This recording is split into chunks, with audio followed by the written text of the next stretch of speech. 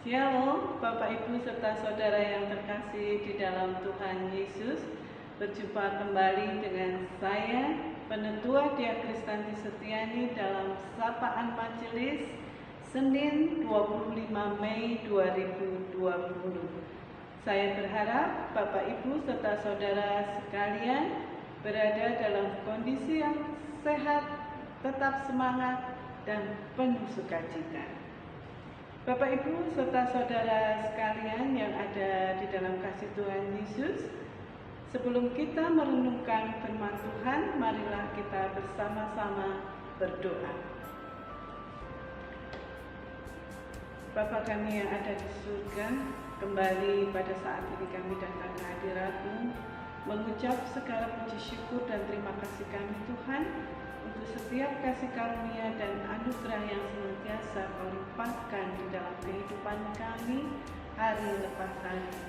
Terlebih Tuhan, di saat ini kami mengucap syukur kalau beberapa saat lagi kami mau mendengarkan firman-Mu. Biarlah Roh yang kudus Tuhan yang boleh memenuhi setiap kami, baik kami yang menyampaikan firman-Mu ataupun setiap saudara-saudara kami yang mendengarkan. Sehingga firman-Mu yang tersampaikan saat ini boleh kami terima dengan baik, boleh kami renungkan, terlebih Tuhan Engkau mampukan kami untuk melakukannya di dalam kehidupan kami. Hanya di dalam nama Tuhan Yesus kami berdoa. Amin. Bapak Ibu serta saudara yang terkasih di dalam Tuhan Yesus, bacaan pada saat ini akan diambilkan dari Yohanes 16 ayat 29 sampai 33. Adapun bagian firman yang akan kita renungkan pada saat ini diambil dari Yohanes 16 ayat yang ke-33 yang demikian bunyinya. Semuanya itu kukatakan kepadamu, supaya kamu beroleh damai sejahtera dalam Aku. Dalam dunia kamu menderita penganiayaan, tetapi kuatkanlah hatimu. Aku telah mengalahkan dunia. Bapak Ibu serta saudara yang terkasih di dalam Tuhan Yesus, kita tahu bahwa pada saat ini kita masih berada di dalam saat-saat ataupun waktu untuk mengenang ataupun merayakan, memperingati hari kenaikan Tuhan Yesus di surga. Bahkan kita juga sudah masuk dalam masa-masa Pentakosta.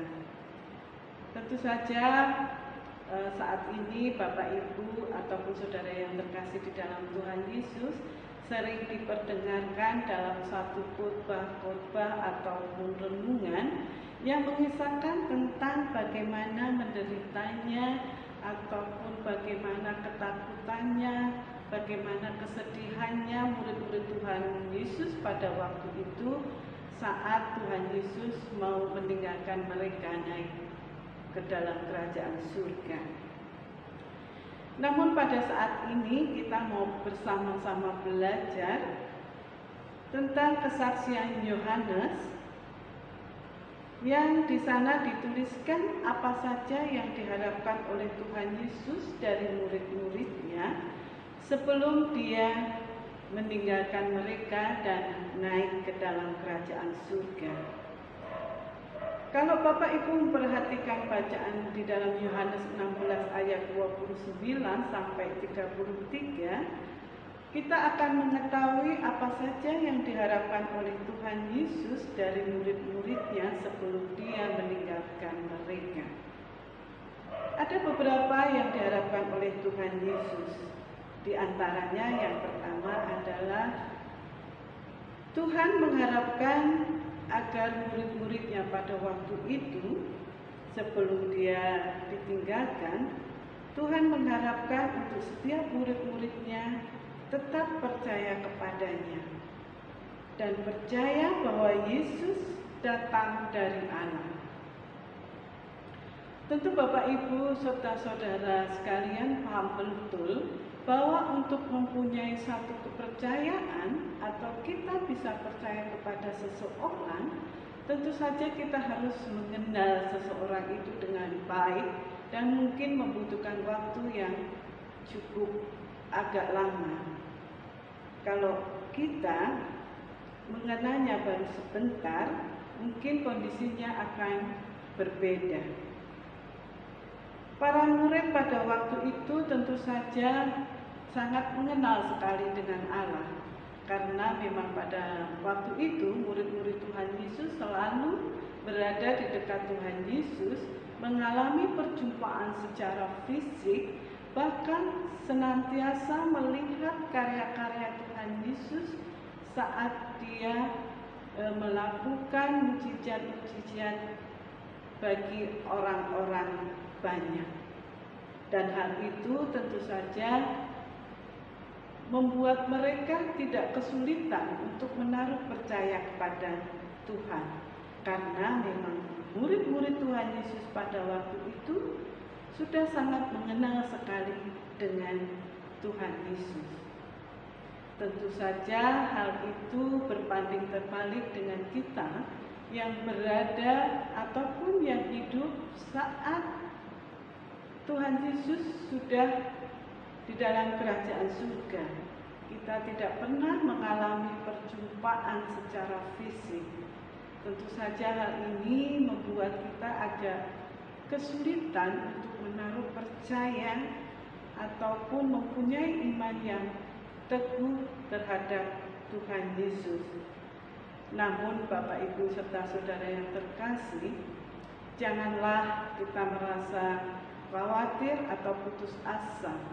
Yakin bahwa Roh Kudus akan memampukan kita, akan memberkati kita untuk mempunyai iman dan kepercayaan terhadap Tuhan Yesus. Walaupun kita belum mengenal lebih dekat ataupun mengenal secara fisik, namun biarlah semua itu menjadi bagian dari dinamika pengenalan kita yang terus-menerus. Kita akan berusaha secara terus-menerus untuk lebih lagi mengenal dan memahami Tuhan Yesus, sehingga kita akan beroleh iman ataupun percaya kepada Tuhan Yesus. Lalu hal yang lain yang diharapkan oleh Tuhan Yesus sebelum dia meninggalkan murid-muridnya pada waktu itu, Tuhan mengharapkan agar para muridnya dapat menguatkan hati. Karena hati sebagai pusat pribadi manusia, Tuhan mengharapkan agar kita tidak mempunyai kekerasan hati untuk menolak penyelamatan. Namun Tuhan mengharapkan agar setiap murid-muridnya, bahkan kita sebagai murid Tuhan Yesus juga di masa sekarang, untuk tetap teguh berpegang pada Yesus, untuk menguatkan hati, tidak menyembah ataupun berpaling kepada Allah lain, tetapi senantiasa menguatkan hati untuk menjadi saksinya di dunia ini, untuk menjadi saksi Tuhan Yesus, bahwa Tuhan Yesus ada untuk kita. Kita bisa belajar dari Rasul Paulus yang dipakai luar biasa oleh Tuhan untuk menjadi alatnya. Bapak Ibu serta saudara yang terkasih di dalam Tuhan Yesus, sebagaimana kita ketahui kondisi Tuhan Yesus saat memasuki waktu ataupun saat-saat mengalami penderitaan ataupun kemuliaan. Demikian juga pada waktu itu murid-murid Tuhan Yesus juga senantiasa berada dalam situasi yang sama. Situasi yang penuh ketegangan, situasi yang penuh dengan penderitaan, situasi yang penuh perjuangan, situasi yang tampaknya paradoks dihayati di dunia ini. Mereka telah selamat karena percaya kepada Kristus, sekaligus masih menantikan kedatangannya kembali. Mereka bahagia karena mengenal Kristus, sekaligus akan menderita selama masih hidup di dunia ini. Inilah situasi yang akan kita hadapi juga. Tentu kita juga akan mengalami penderitaan-penderitaan ataupun kesusahan-kesusahan saat kita menjadi saksinya Kristus. Namun dengan bacaan hari ini, mudah-mudahan kita semakin diteguhkan, kita makin bersemangat kembali di dalam kita hidup dengan iman. Sehingga pada saat ada penganiayaan, godaan, kesulitan, kita tetap yakin dan percaya dalam iman kita. Kita tidak akan meninggalkan iman kita, tetapi kita akan tetap setia karena Kristus yang akan selalu menguatkan dan menyertai kita. Jadi kita tidak perlu merasa takut ataupun khawatir dalam situasi apapun. Yakinlah dan percayalah dan kuatkan hati untuk menerima ataupun menghadapi segala situasi yang ada, baik itu penderitaan, kesusahan, kesulitan, ataupun keadaan-keadaan yang lainnya. Tuhan Yesus memberkati. Amin. Bapak Ibu, mari kita kembali datang ke hadirat Tuhan untuk berdoa. Kembali Bapa, kami datang ke hadirat-Mu. Kami mengucapkan syukur Tuhan untuk pengajaran yang boleh kami terima Tuhan, untuk kami bisa mempunyai iman percaya terhadap-Mu. Terlebih lagi Tuhan, mampukan kami untuk kami bisa senantiasa menguatkan hati kami di dalam kami menghadapi segala situasi ataupun kondisi yang ada pada saat ini. Terlebih di situasi yang serba sulit ini Tuhan, karena adanya wabah corona. Tuhan, kami percaya Engkau yang senantiasa akan menjaga kami. Engkau senantiasa yang akan menguatkan, menjaga iman kami. Kami percaya Tuhan, Engkau sendiri yang akan mengirimkan Roh-Mu yang kudus yang senantiasa akan menguatkan iman dan hati kami untuk menghadapi segala yang terjadi di dalam kehidupan kami. Karena kami percaya Tuhan, setiap apa yang Kau izinkan terjadi di dalam kehidupan kami, selalu ada rencana yang baik bagi kami.